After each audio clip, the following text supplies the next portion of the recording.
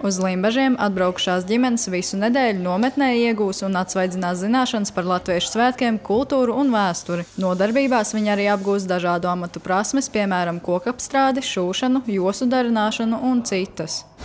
Tikai te vastīti, kas ļoti maziņi jāstumā pakaļ. Nav īsti, kur to mēs.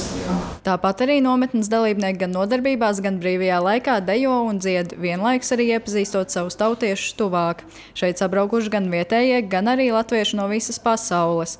No Austrālijas, Jaunzēlandes, Amerikas Savienotajām valstīm, Dānijas, Norvēģijas, Vācijas un citām valstīm. Sabrauc, lai satiktos, lai satiktos dažādas paaudzes, lai satiktos latvieši no visas pasaules, no visiem kontinentiem. Viena no nometnes dalībniecēm Terēze savulaik ieprecējusies Ņujorkā, bet ik gadu kopā ar ģimeni brauc uz dzimto zemi Latviju, lai atcerētos savas latviešu saknes un lai tās nostiprinātu arī bērni. Taču uz nometni Terēze atbraukusi otro reizi. Pirmā nometne man bija 2001. gadā, tātad pirms vairākiem gadiem, daudziem 20 gadiem, kad mans vidējais bija maziņš un vecākais jau tīneidžers. Tagad es esmu ar savu tēlu, jaunāko dēlu, 10-gadīgo, un mazmeitu, kurai ir 9 gadi. Tēls man dzīvo kopā ar mani Amerikā, mazmeita Latvijā. Bet mēs tā reāli sanākam 3x3 nometni. Un tas arī tas braukt uz šejienu, mēs braucam katru vasaru uz Latviju uzlādēt savas latviskās saknes. Terēze stāsta, Latvijas sirdī ir vienmēr. Lai arī jau otro reizi piedalītos 3x3 nometnē no Zviedrijas uz Latviju atbraukusi arī Katrīna. Viņa dzimusi un visu mūžu dzīvojusi Zviedrijā.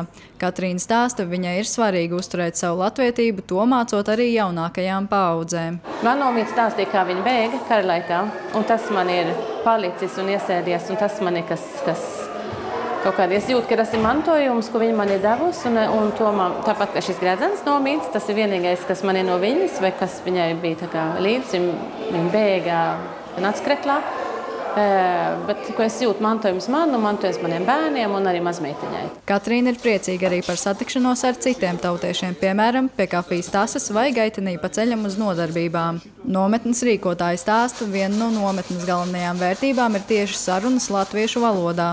Šeit esot arī ģimenes, kurās kāds bērns vai vecāks latviski nerunā vai runā maz. Tāpēc nometne ir arī vieta, kur iemācīties latviešu valodu. Ja ģimenē kāds vēl neprot latviski un prot tikai 100, cik man vecmāmiņa teica, ka mazdēls prot 170 vārdus latviski, tad šī ir vieta, kur paplašināt savu vārdu krājumu. Mēs uzrunājam puikas latviski, un vakar jau viņš mēģināja jau aktīvi piedalīties procesā.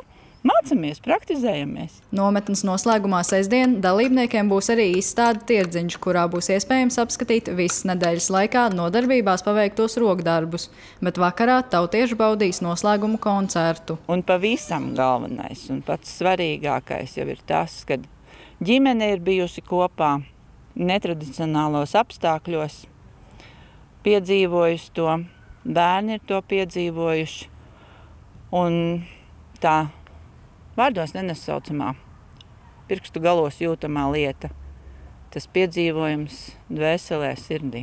Hanna Gaile, Indars Krieviņš, RTV.